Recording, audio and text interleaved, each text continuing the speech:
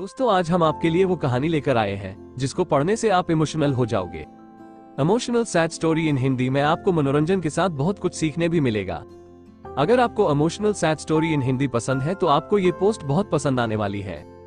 दोस्तों, ये कहानी है बिहार राज्य के एक गांव की सच्ची घटना पर आधारित है, जिसमें अजय नाम का लड़का रहा करता था। बचपन से ही वो पढ़ाई में होशियार अजय अपने मम्मी पापा की आखिरी उम्मीद था। अजय के दादा ने अपने समय में बहुत कर्ज ले लिया था, जिसको चुकाने में पापा की पूरी जिंदगी मजदूरी में निकल गई। उनके पास थोड़ी सी जमीन थी जिससे उनका गुजारा हो रहा था। पापा की तबीयत मजदूरी करने से खराब रहती थी, पर पापा अजय को इस बात का एहसास नहीं होने देते थे। अजय को पढ़ाई में इतना होशियार देखकर उसके मम्मी पापा ने हर वो काम किया जिससे वो अजय को पढ़ा पाए। अजय की कॉलेज की पढ़ाई खत्म हो गई थी और वो एक छोटी सी नौकरी करने लगा, जिससे उसका खर्चा निकल जाता और साथ में वो कलेक्टर बनने की तैयारी भी कर रहा था। अजय अपने वक्त का एक मिनट भी फालतू नहीं गुजारता था। अजय ने पूरा समय पढ़ाई और नौकरी में ही लगा दिया। अजय के पापा को ये पता था कि वो कलेक्टर बनना चाहता है, इसलिए घर की हालत बहुत ज्यादा खराब होने पर भी उन्होंने अजय से कभी इस बात का जिक्र नहीं किया और न ही उसको अच्छी नौकरी करने के लिए कहा। लगातार 2 साल तक अजय पास नहीं हो पाया। उसके बाद भी उसके पिता ने अपना घर और जमीन गिरवी रखकर अजय को आईएएस की कोचिंग ज्वाइन करवाई और उसकी नौकरी भी छुड़वा दी और केवल पढ़ाई करने को कहा। अजय के पापा हमेशा उससे कहा करते, बेटा खेत और घर दोबारा आ जाएंगे पर कलेक्टर दोबारा नहीं बन सकते। आज पूरे साल पढ़ाई करने के बाद अजय का रिजल्ट आ गया, जिसमें वो अच्छे नंबरों से निकल गया था। आज उसके पिता से ज्यादा खुश कोई नहीं था। ऐसा लग रहा था जैसे अजय का सपना पूरा होने वाला है, पर भगवान को कुछ और ही मंजूर था। अजय का कल इंटरव्यू था और सुबह से उसके पापा की तबीयत खराब थी। अजय के पापा उसकी माँ से बार बार कह रहे थे कि अजय को मत बताना, और उस दिन देर रात उनकी मौत हो गई। अब एक माँ जिसकी गोद में उसका पति गुजर गया और वह अपने दर्द को भुलाकर अपने बेटे की जिंदगी के बारे में सोच रही थी।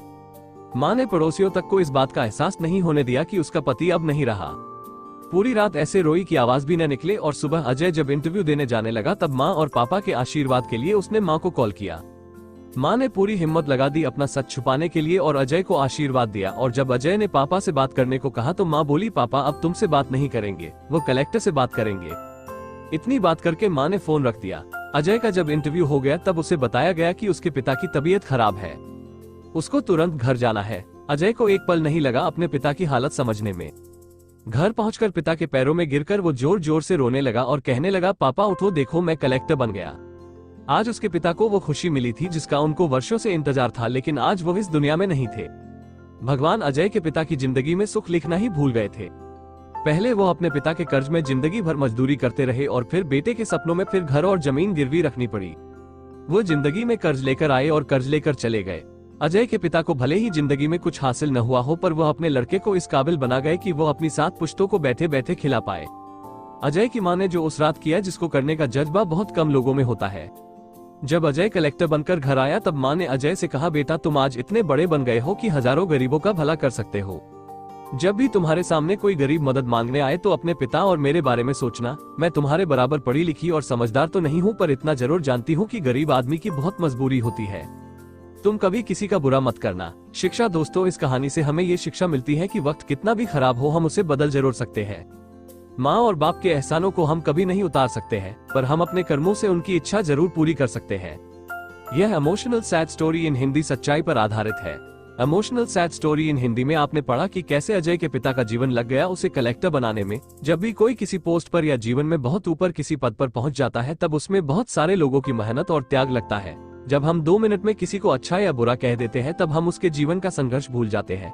किसी अधिकारी, नेता या बिजनेस को बुरा भला कहने से पहले उसके पीछे की मेहनत और त्याग के बारे में जरूर सोचें। दोस्तों, आपको हमारी यह कहानी emotional sad story in Hindi कैसी लगी हमें कमेंट करके जरूर बताएं। लाइक, कमेंट और सब्सक्राइब करना न भूलें। धन्यवाद।